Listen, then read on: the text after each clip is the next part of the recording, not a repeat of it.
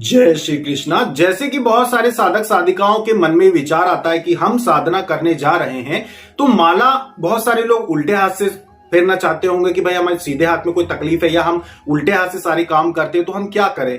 तो दाहिने हाथ से माला जाप करें या बाएं हाथ से जाप करें, ये बहुत सारे लोगों के मन में संकोच होगा कि आखिर कौन से हाथ से हम माला जाप करें। ऐसा बहुत सारे साधक पूछते हैं कि हमारे दाहिने हाथ में दिक्कत है, हम दाहिने हाथ से नहीं फेर पाते हैं, तो क्या हम बाएं हाथ से फेर सकते हैं। तो आज इस विषय में आपको हम सही जानकारी देने के लिए आए हैं कि कौन से हाथ से माला जाप करना जरूरी होता है, वही उपयोग करना चाहिए। और वो हाथ होता है आपका दाहिना हाथ। दाहिने हाथ से की गई चीजों को ही देवी देवता स्वीकार करते हैं, चाहे वो भोग चढ़ाना हो, चाहे दीपक दिखाना हो, चाहे आरती दिखाना हो। दाहिने हाथ के द्वारा अर्पण जो चीजें आप करते हैं वही देवी देवता स्वीकार करते हैं, बाएं हाथ की स्वीकार नहीं करते।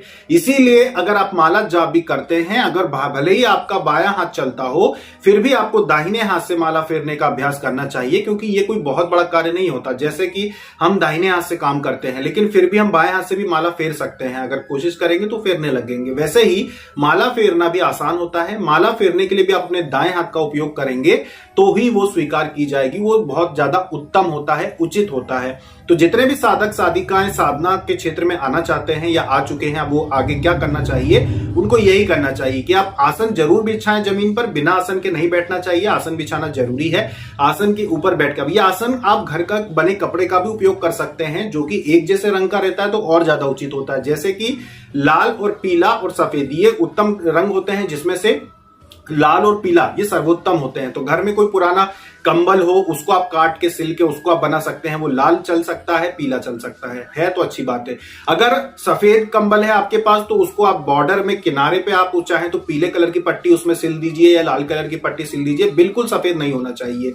वो तो बिल्कुल सफेद तो तब जब कोई विशेष साधना कर रहे हो तो उसके लिए अलग से लेके आए, अलग बात है। पर साधारण तौर पर अगर आप घर में आसन उपयोग कर रहे हैं तो अगर आसन सफेद है तो उसकी बॉर्डर यानी कि किनारे पे आप दूसरे कलर को लाल या पीले में से एक कोई भी पट्टी उसमें आप सिल देते हैं, तो वो आसन भी जो होता है आपका उपयुक्त आसन होता है। तो घर के बने आसन भी उपयोग कर सकते हैं। अब जो लोग घर के आसन उपयोग नहीं करना चाहते, नया आसन उपयोग करना चाहते हैं, फिर वो लाल कलर का, पीले कलर का आसन ही ले हमेशा, या फिर नीले कलर का आसन। जो लोग विशेष साधना या विशेष भगवान के लिए जब जाप करना चाहते हैं तो नीला भी लोग उपयोग करते हैं। और आप चाहें तो इनका जो मिश्रित कलर होता है वो भी उपयोग आप कर सकते हैं, जैसे कि लाल पीला हो या लाल नीला हो। ये मिश्रित कलर के जो आसन होते हैं वो भी लोग उपयोग करते हैं। और बेहतर होता है कि आसन थोड़ा मोटा देखना चाहिए, जो कि लंबे समय तक उपयोग किया जा सके। या फिर अगर पतला आसन है तो दो आसन को आपस में भी आप जोड़ सकते हैं, ऐसा करके भी उसको आप मोटा कर सकते हैं।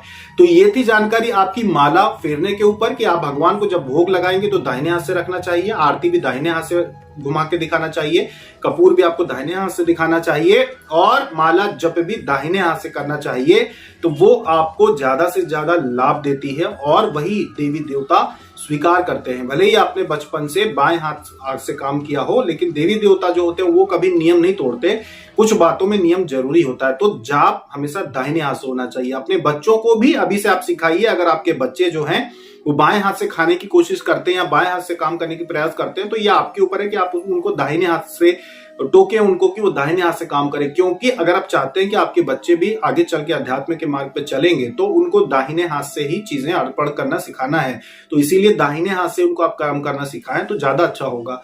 तो दुनिया भर के काम कोई भी व्यक्ति बाएं हाथ से करता है, कोई दिक्कत नहीं, कोई दोष नहीं है, लेकिन कम से कम माला जाप या भगवान को जो आप प्रसाद चढ़ाते हैं वो दाहिने हाथ से ही चढ़ाई। भले ही आप उनका बायां हाथ काम करता हो, लेफ्ट हैंडी हो आप, तब भी आपको राइट हैंड से यानी कि दाहिने हाथ से ही भगवान को प्रसाद वगैरह चढ़ाना चाहिए। तो वो बहुत ही ज्यादा शुभ माना जाता है और वही स्वीकार किया जाता है। तो ये थी जानकारी। आपको बहुत सारे साधक जो पूछ रहे थे, जो नए साधक हैं कि भैया माला कौन से हाथ से जप करें, उनके लिए कि दाहिना हाथ ही सर्वोत्तम होता है। अभी तक के लिए इतना ही। जय श्री कृष्णा।